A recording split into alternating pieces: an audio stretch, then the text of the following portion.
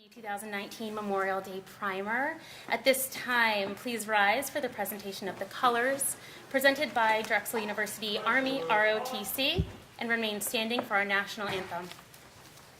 Forward, march. Left, left, left, right. Left, left, left, right. Left, left, left, right. Left, left, left, right. Left, left, left, right. Uh-oh. Left, left, left, right. Left, left, left, right. Left, left, left, right. More time. Mark. Troop. Halt. Right. Face. Coast to coast. Right. Up. Right. Up. Right.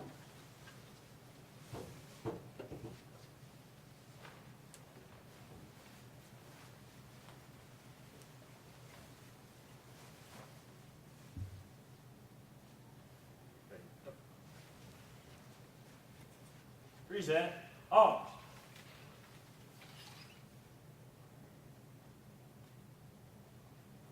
Oh, say, can you see by the dawn's early light what so proudly we hailed at the twilight's last gleaming, whose broad stripes and bright stars through the perilous fight o'er the ramparts we watched were so gallantly streaming, and the rockets' red glare, the bombs bursting in air, gave proof through the night that our flag was still there.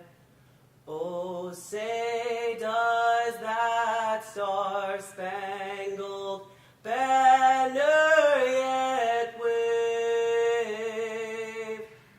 o'er the land of the free and the home of the brave? Order. Arms. Left. Face. Forward. March. Left. Left. Left. Right. Left. Left. Left. Right. Left. Left. Left. Right. Left. Left. Left. Right. Left. Left. Left. Right. Left. Left. Left. For the Pledge of Allegiance, veterans, please stand in position of attention. All others, place your hand over your heart. I pledge allegiance to the flag of the United States of America, to the under God, indivisible, with liberty and justice for all.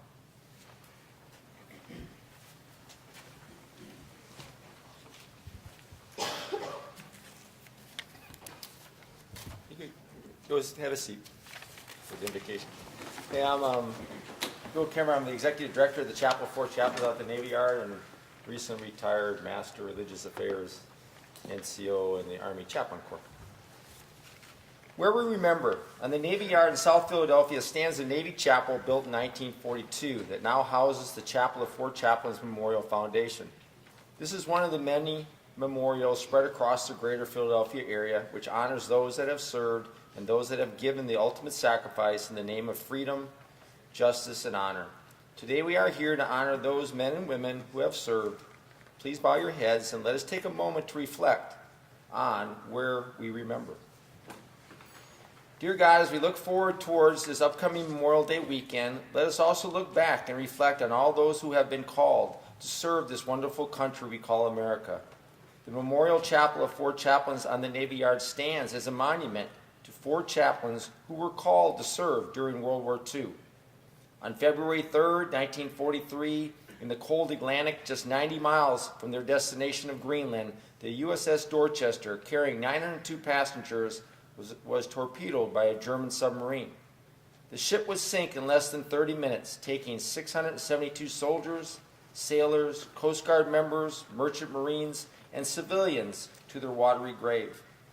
Many of the 230 survivors witnessed the courageous acts of the 4 chaplains who were on board that ship. Let us not forget Lieutenant L. Fox, Methodist pastor, Alexander D. Good, Jewish rabbi, Lieutenant John P. Washington, Roman Catholic priest, and Lieutenant Clark V. Poling, a Dutch Reformed minister, who displayed the ultimate love for their fellow man by each giving away their life jacket to another soldier so that they might have a chance to be saved. It is said, "There is no greater love hath no man than a man lay down his life for his friends." When giving their life jackets, Rabbi Good did not call out for a Jew. Father Washington did not call out for a Catholic, nor did the Reverends Fox and Poling call out for a Protestant. They simply gave their life jackets to the next man in line. As the ship sank, the survivors witnessed the 4 chaplains linked arm in arm on deck, praying for the men's safety and singing songs of praise. "It was the finest thing I have seen or hope to see this side of heaven," said John Ladd, a survivor. Yet even though this is a fine example of selfless service, it is not unique only to these 4 chaplains. I am sure this weekend you will hear many stories of men and women who have served this country and put the lives of others above their own. On this Memorial Day weekend, I pray you take the time to reflect on the many men and women who have served this great country of ours as you visit or pass by one of our memorials in the greater Philadelphia area. Lord, let us heed the title of today's program, Where We Remember, and help us remember how blessed we are as a nation and to bless those who have served, are currently serving, and especially those who are deployed and are currently in harm's way. And finally, Lord, a special blessing on the Drexel community for taking care and celebrating the service of veterans on their campus, the city of Philadelphia, and across our nation. In your name we pray. God bless America.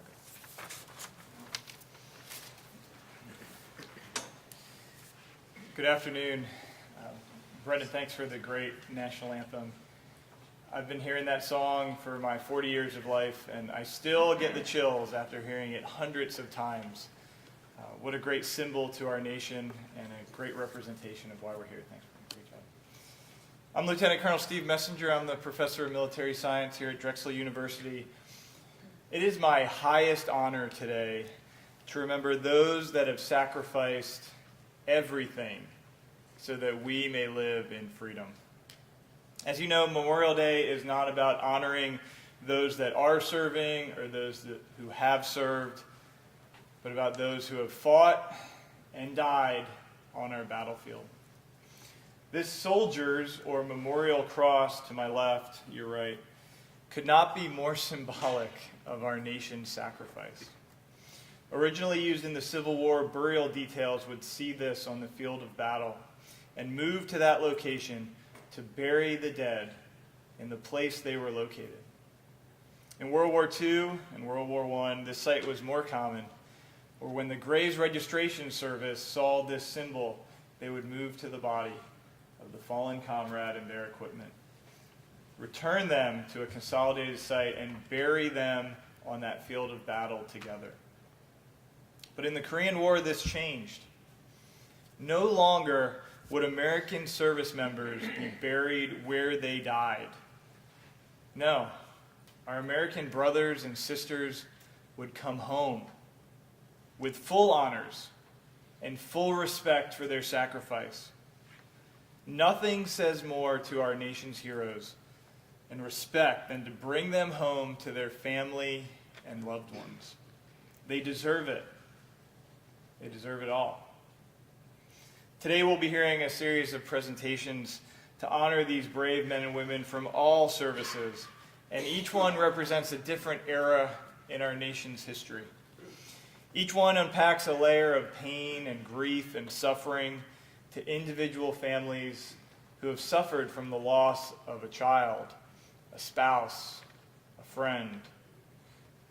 And each one helps us remember the cost of living in a free country. For freedom is never free. But there are 2 sides to this story, memorializing our nation's history. And the first is that necessary sadness that comes with the loss and sacrifice when it's made. But the other side is so much greater. It's the thankfulness for the brave men and women who have answered the call to defend the fundamental rights that our nation stands upon. It's the pride in knowing that soldiers, sailors, airmen, Marines, and Coast Guardsmen serve a greater cause than themselves. It's the honor to know that an American that we've never met would lay down their life so that we may worship the God we want, speak the words we say, and assemble with those we care about. It's the remembrance of walking in the footsteps of our nation's founders who penned the Declaration of Independence not 30 blocks from where we sit today. They also pledged their lives to this cause. But if you read the Declaration, not just their lives. In the Declaration, they wrote at the end, "We mutually pledge to each other our lives, our fortunes, and our sacred honor." And I believe every word of that declaration was written with purpose. And there was an order to these three pledges. So first, their lives, of course, were critically important, but the least of the three. The second one, their fortunes. These were wealthy men, and they cared about passing their wealth down in their deaths to their families so that they could prosper in this new world for years to come. But most importantly, they pledged their sacred honor. The honor that comes with standing up for what is right.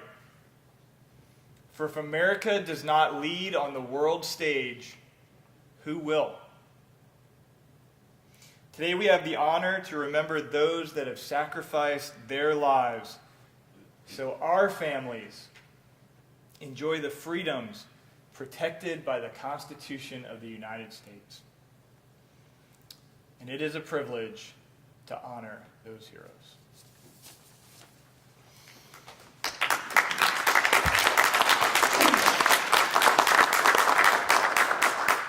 Hi again, my name is Jess Wisniewski, and I'm an assistant director here at Drexel University. I also work very closely with our student veterans here on campus as their advisor for the Drexel Veterans Association.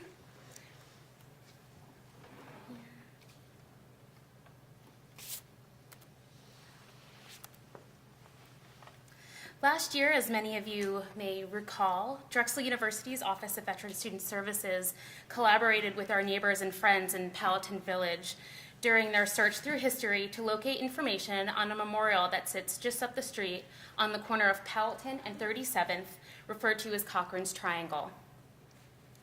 This memorial is dedicated to Corporal James Joseph Cochran, a young soldier who lost his life while fighting in France during World War I. This year, we wanted to highlight and honor the history that runs through Philadelphia. Today, we have students, faculty, and staff who will share the significance that our Philadelphia monuments and statues stand proud to represent. The next time you are in Philadelphia's 30th Street Station, I encourage you to look for the 28-foot heroic bronze Angel of Resurrection statue. It is a World War II memorial that is particularly dramatic in the morning when the sunlight is streaming through the 4-story windows of the station. The statue portrays Michael the Archangel lifting up a fallen soldier out of the flames of war, with 2 inscribed dedications and 4 bronze plaques listing over 1,300 names. The 2 inscriptions read, "In memory of the men and women of the Pennsylvania Railroad who laid down their lives for our country. May all travelers remember those of the Pennsylvania Railroad who did not return from the Second World War."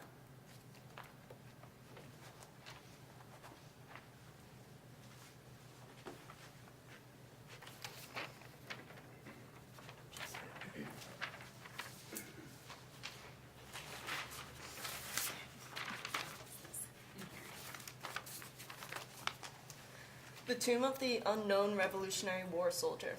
Washington Square has many moods. It can be beautiful as well as a solemn place. Paths and trees reflect William Penn's vision and will lead you to the memorial of the unknowns who died during the American Revolution. Initially, the square contained monuments to those who had fought in the American Civil War, but in 1954, the decision was made to remove the Civil War commemorations and focus the square solely on the memory of the Revolutionary War. Today it is named Tomb of the Unknown Revolutionary War Soldier. A statue of George Washington stands near the square's center with bold words behind him. Freedom is a light for which many men have died in darkness. The statue keeps watch of the tomb of the unknown soldier who died during the war, and the eternal flame that flickers symbolizes a nation's perpetual gratitude and remembrance.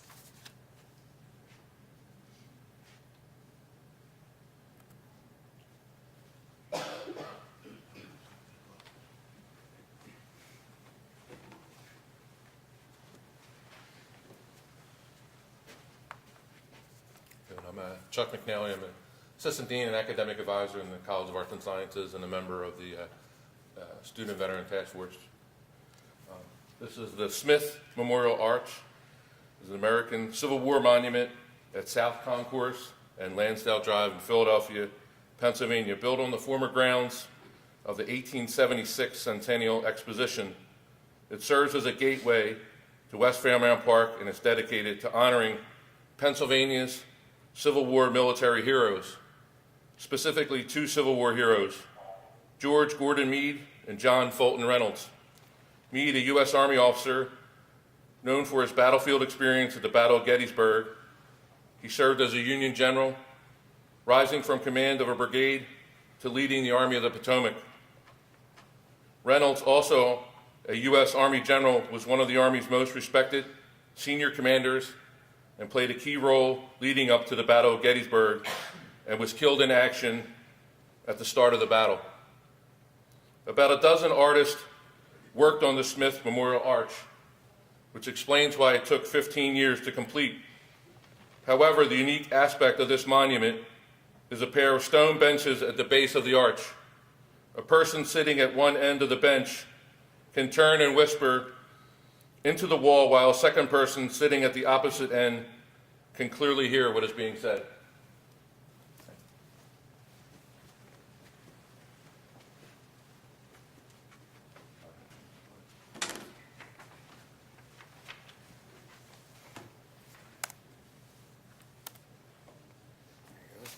Hi, everybody. I'm John Rance, Senior Academic Advisor of Degree Completion Programs at Goodwin College.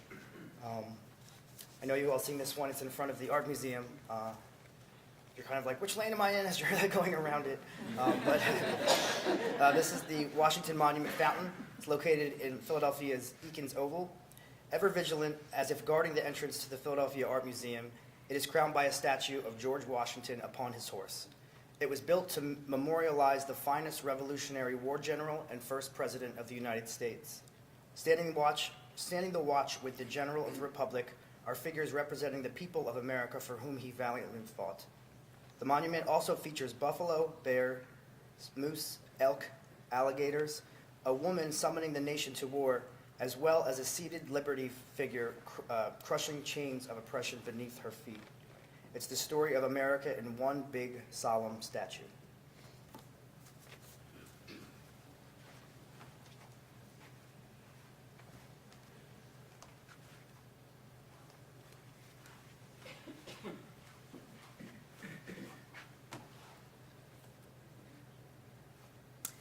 Good afternoon, everyone. My name is Lisa Jane Brackenier, and I work in the Office of Student Financial Aid. And I'm just going to add a little personal note to this one. This one is a little emotional for me because I am the mother of two men who have served in the U.S. Army. I have two sons, so not more appropriate that I get to speak about American War Mother and her sons. And we do stand proud. I can tell you that. Mothers have always played a huge role in America's stories of war. The American War Mother and her son statue is located at Belfield Avenue and 21st Street in Germantown. It depicts a seated woman with her head held high. Beside her, a kneeling soldier on her right and a kneeling sailor on her left. The woman, Sarah Logan Fisher, had 6 sons, all of whom served in the Civil War. So I can't say, again, my personal note, mothers will always stand proudly for their soldier and always be there when needed.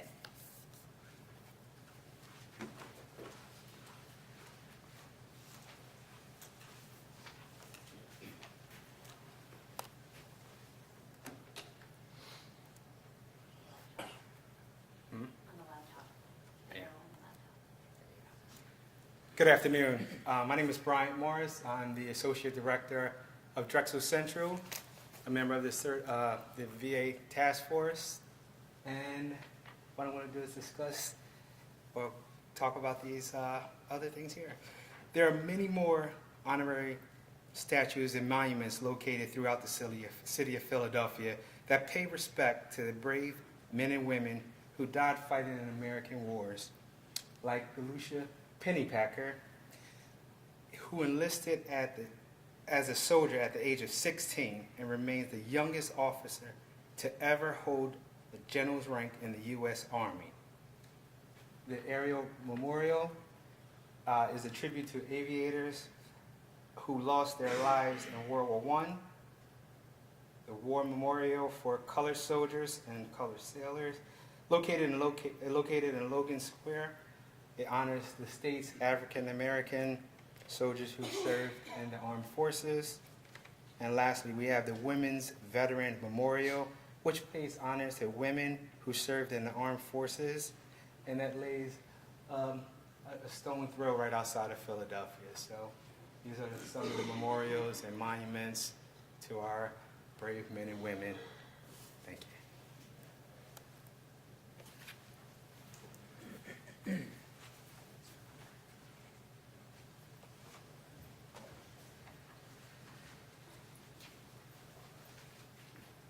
Good afternoon, everyone. My name is Jane Kelly. I'm the Police Accreditation Manager with the Department of Public Safety and a member of the Student Veteran Task Force. Today, I have the honor of sharing the famous poem In Flanders Fields by John McCrae. The wearing of poppies in honor of America's war dead is traditionally done on Memorial Day.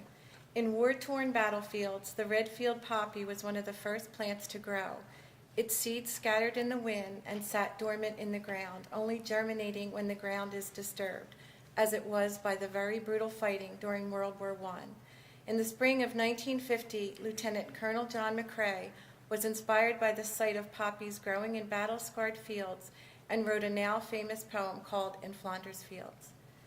In Flanders Fields the poppies blow, between the crosses row on row, that mark our place, and in the sky the larks still bravely singing fly, scarce heard among the guns below. We are the dead. Short days ago we lived, felt dawn, saw sunset glow, loved and were loved, and now we lie in Flanders Fields. Take up our quarrel with the foe, to you from failing hands we throw the torch, be yours to hold it high. If you break faith with us who die, we shall not sleep, though poppies grow in Flanders Fields.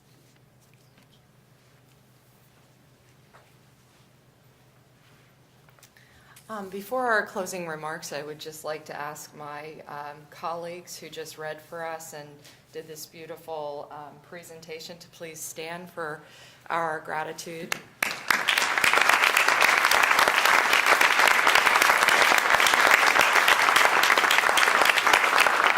Just a really fantastic presentation. And now, when we're wandering about in this city that we love so much, we have one more thing to be super proud of.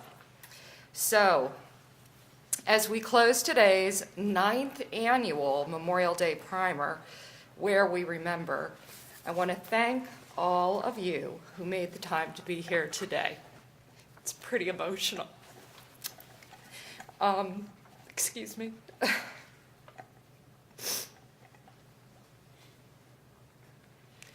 So, I want to thank you from all of our military-connected colleagues, especially members of the Veteran Task Force And at this time, if you could all stand, I'd love for you to be recognized. Task force members.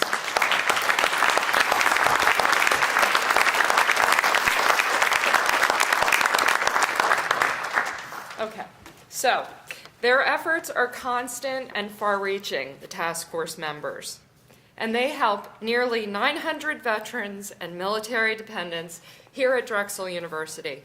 And it starts from admissions and onboarding at Welcome Week to family weekends, advising, counseling, student engagement, GI benefits processing, Veterans Appreciation Month, the Holiday Care Package Drive, the Day of Giving, Alumni Weekend, and graduation, where there is a time-honored now tradition of graduation cords and a special salutation at graduation.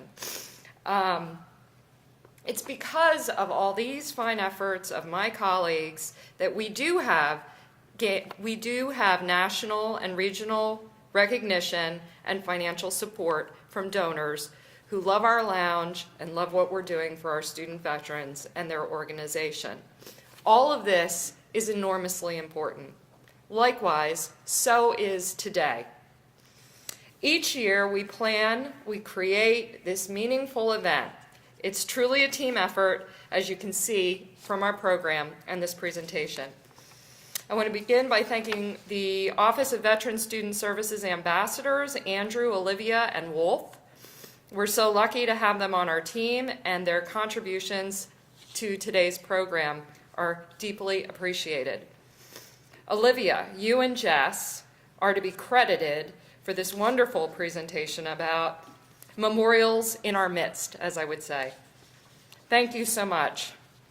We all learned something today because of you and your co-presenters, Chuck, John, Lisa Jane, Bryant, and Jane. Thank you for continuing the tradition of reading Flanders Field and reminding us why poppies are distributed over this weekend. In addition, I want to acknowledge John, Brandon, and Cadet Charno. Thank you for sharing your gift of music today. We're so fortunate to have you. Jennifer and Carolyn in the back, part of our DU Ravelers. How fantastic to have the beautiful knitted poppies. We appreciate the time you took to make each one of those and for carrying on this tradition. It took many months, so I hope you'll grab one on the way out. They are made with love and care. James and Bill, we appreciate you leading us in the pledge and reflective invocation. Finally, I thank Lieutenant Colonel Messenger, Master Sergeant Rivera, the cadre, and the cadets for providing this soldier's cross, the color guard, and all of your beautiful remarks. The ROTC community has a distinguished history at Drexel. Congratulations on your 100 years. We can applaud for that. And DU's Veteran Colleague Resource Group was generous to offer the refreshments today. So, as you can see, why I am so proud to be a part of this university that offers a nationally acclaimed military-friendly yellow ribbon program since 2009. And yes, we're hitting our 10th anniversary this fall.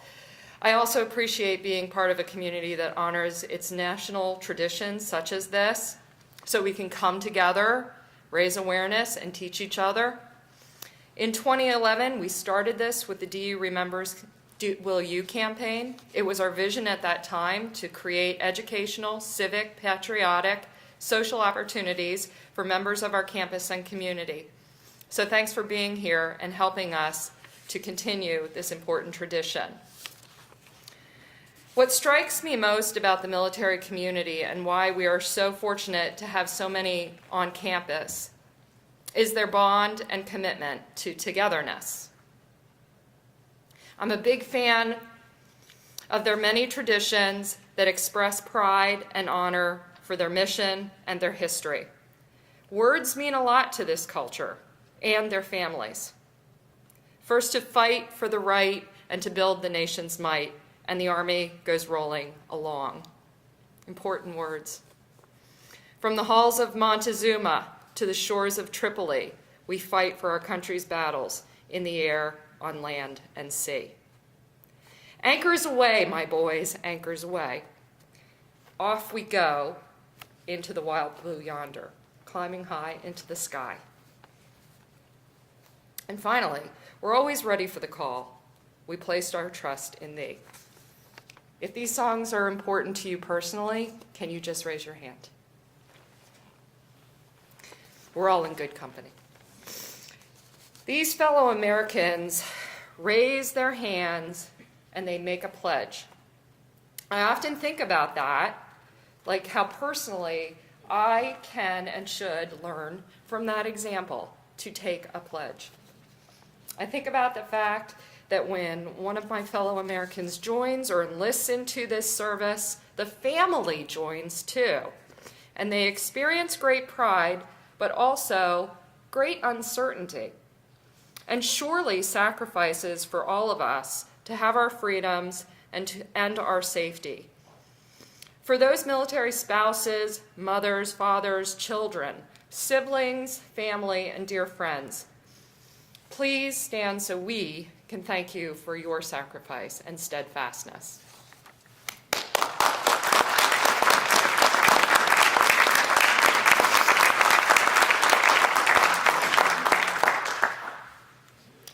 While there will be lots of fun and relaxation this weekend, this is a holiday that's difficult for many.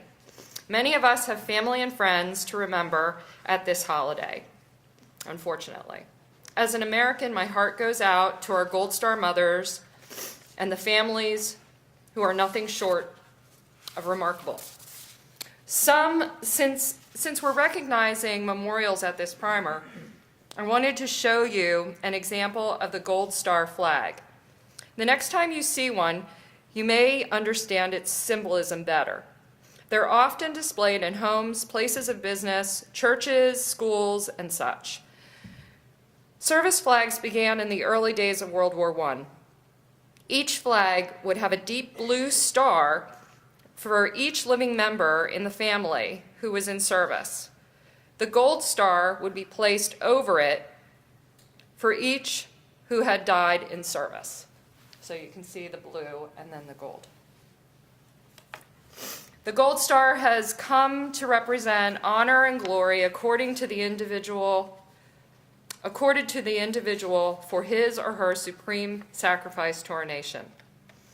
As a dragon, on this day, my thoughts always return to 2012 when our Memorial Day tribute was dedicated to Navy Lieutenant Christopher Moscow, Drexel class of 2007, and Naval ROTC cadet. He was killed in the line of duty in Afghanistan, April 26, 2012. As the coordinator of the Office of Veteran Student Services, I also am aware of our military-affiliated students who served with women and men who did not return home with them. Please be mindful of what their hearts may bear and the comforting words that they may appreciate during this holiday weekend. Our theme for today is Where We Remember. Here is where we remember. Thanks to all of you. I hope the program has helped you to reflect as we approach the holiday weekend and the difference it makes. I always like to end with General George Patton, who said, "It is foolish and wrong to mourn the men who died. Rather, we should thank God that such men lived." I think he meant women too. And they. I'm so grateful for the commitment of all these brave individuals, their loyalty, their courage, their willingness to make the ultimate sacrifice, their selflessness, their lives, our freedom. So together, may we honor them well and forever find ways to comfort their loved ones. And now, as we conclude, will you please join me in standing for ROTC Cadet Thomas Charno as he plays taps.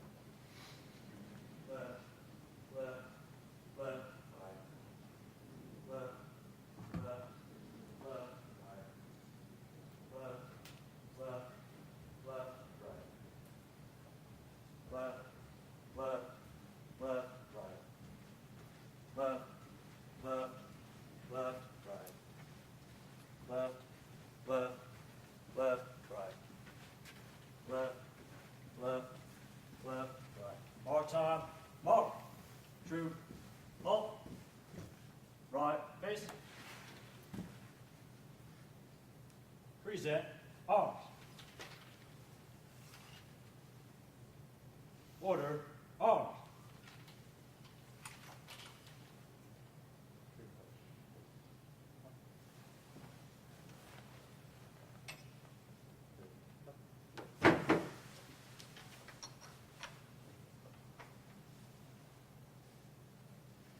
Left. Face.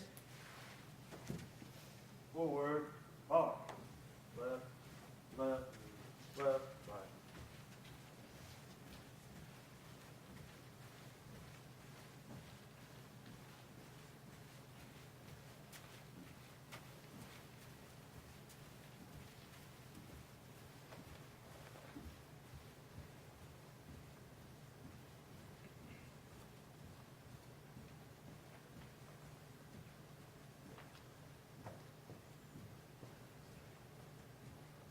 Hard time. Mark. Halt. Order. Arms.